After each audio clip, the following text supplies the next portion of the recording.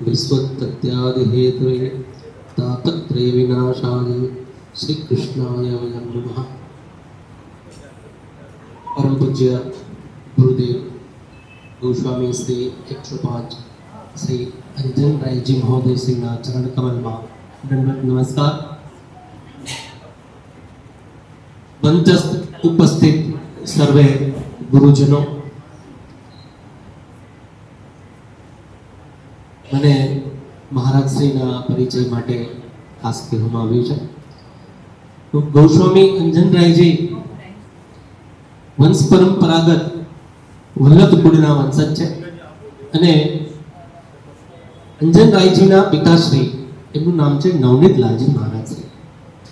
એમણે પણ જ્યોતિષ વિશે ઘણા બધા પુસ્તકોની રચના કરેલી છે અને મારું પણ હું ટૂંકમાં પરિચય આપું। હું 1982 થી આ જ્યોતિષ ક્ષેત્રની અંદર વંશ પરંપરાગત મારા દાદા પરદાદા 7મી પેઢીએ મને આ જ્યોતિષનું જ્ઞાન છે અને એમાં વિશેષ મારા ગુરુદેવ પરમ પૂજ્ય અંજનરાયજીના કાકાશ્રી જે હરિરાયજી મહારાજશ્રી જે છે એમની પાસેથી અને મારા દાદા પાસેથી મેં આ જ્યોતિષ વિદ્યા પ્રાપ્ત કરેલી છે।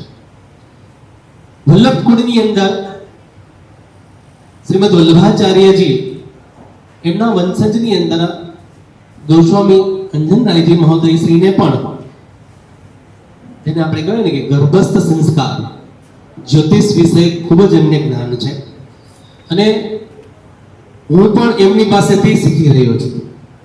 એટલું જ્ઞાન એમની પાસે છે। એમણે જે હમણાં જ પુસ્તકની જે રચના કરેલી છે એ પુસ્તક દેવજ્ઞ તિલકમ, એ પુસ્તક દરેક જ્યોતિષીઓએ વાંચવા જેવું છે અને એમાંથી શીખવા જેવું છે। જે નવા વિદ્યાર્થીઓ છે જ્યોતિષના એ લોકો માટે તો એક અદ્ભુત છે અને એ જ્યોતિષ ગ્રંથના સૌરાષ્ટ્ર યુનિવર્સિટીના અધ્યક્ષ શ્રી દ્વારા હમણાં જ બેને કહ્યું કે એમને પરિપત્ર મહારાજશ્રીને આપેલો છે, તો એ ખાસ અમે કહીએ કે એ પુસ્તક પણ આપ ખાસ લેજો અને વાંચજો। જ્યોતિષ વિશે બીજું વિશેષ હું એટલું જ કહીશ કે અત્યારના સમય પ્રમાણે AI નો જમાનો ચાલે છે। શેનો ચાલે છે? આજે લોકોને ઈઝીલી મોબાઈલમાંથી મેળાપક જોઈ લેશે, પોતાના પ્રશ્નો મોબાઈલમાંથી જોઈ લેશે, યુટ્યુબમાંથી જોઈ લેશે।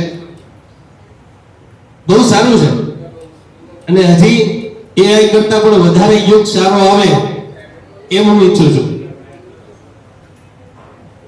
AI તમને મોબાઈલ થ્રુ મળશે પણ ક્યાંય તમને પરેશાની આવશે, મેળાપક જોયા અને AI માંથી ફસાણા તો ક્યાં આવવું પડશે? જ્યોતિષીઓ પાસે જવું પડશે। એટલે આપણે પણ એટલો અભ્યાસ ખૂબ કરવો જરૂરી છે। જ્યોતિષ વિષયમાં આપણે દરેક જે નવા વિદ્યાર્થીઓ છે જ્યોતિષમાં અભ્યાસ કરી રહ્યા છે એઓએ પણ સતર્ક રહેવું પડશે। અત્યારના કોઈ પણ જ્યોતિષ વિશે પૂછવા આવે ને એટલે તરત જ કહેશે કે અમે તો YouTube માંથી આ જોયેલું છે, આ સાંભળેલું છે, પણ આપણી પાસે એનો પ્રશ્નનો જવાબ હોવો જોઈએ। આપણે એટલું કહી શકીએ કે મેડિકલ સ્ટોર છે તો મેડિકલ સ્ટોરમાં બધી દવાઓ મળે છે, આપણે જાતે લઈ લઈએ છીએ? કોઈ સ્પેશિયાલિસ્ટને આપણે પૂછી અને એ દવા લઈએ છીએ। માટે જે લોકો અત્યારના AI નો ઉપયોગ કરી રહ્યા છે એ લોકોને પણ એલર્ટ કરવાના કે બધી જ્યોતિષીય માહિતીઓ તમને મળે છે પણ કોઈ વિદ્વાન જ્યોતિષીઓની સલાહ લઈ અને આગળ વધજો। એક ખાલી સામાન્ય એક જ ઉદાહરણ આપી અને મારું મંતવ્ય હું પૂર્ણ કરીશ। જામનગરનો જ એક સત્ય ઘટના બનેલી એક ઘટના હું કહું છું કે જામનગરમાં એક ગ્રેન માર્કેટના એક વેપારી વિડીયોમાં અને મોબાઈલમાં ટીવીમાં એમણે જોયું કે શનિની 7:30 બેઠી એક વિડીયોની અંદર એમણે કોક જ્યોતિષીએ એવું સૂચના કર્યું કે તમારી રાશિમાં 7:30 બેઠી છે, હવે ઘરની બહાર નીકળતા નહીં, ઘરની બહાર નીકળશો તો મરી જશો। મોટા વેપારી પોતાના સ્થાન ઉપર બેઠા હોય તો લોકો એને જોઈને પણ આવતા હોય। ધીમે ધીમે એનો ધંધો ઓછો થવા લાગ્યો. એના સંતાનો મારી પાસે આવ્યા અને કહ્યું કે ધંધો આ રીતે ઓછો થવા લાગ્યો છે, પિતાજી આવતા નથી, તો તમે ખાસ મારા પિતાજીને સમજાવો.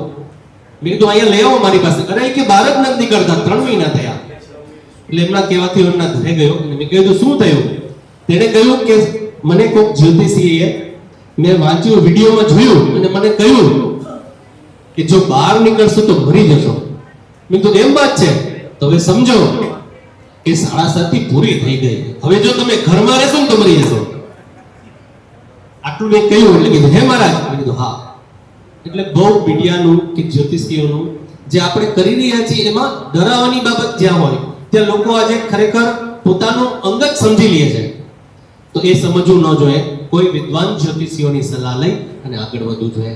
આટલું જ મારું મંતવ્ય કહી અને મારો મંતવ્ય પૂર્ણ કરું છું. મને અહીંયા જે શ્રી કૃષ્ણ જ્યોતિષ સંસ્થાન જયપુર તરફથી આમંત્રણ મળ્યું અને મને ખાસ તો મહારાજશ્રીએ મને આજ્ઞા કરી કે તમારે પણ ખાસ આવવાનું છે અને બેનને કહ્યું કે નિલેશભાઈને પણ ખાસ લેવાના છે. તો એ માટે હું બેનનો પણ આભારી છું અને ગુરુદેવના પણ આભારી છું. અસ્તુ, નમસ્કાર.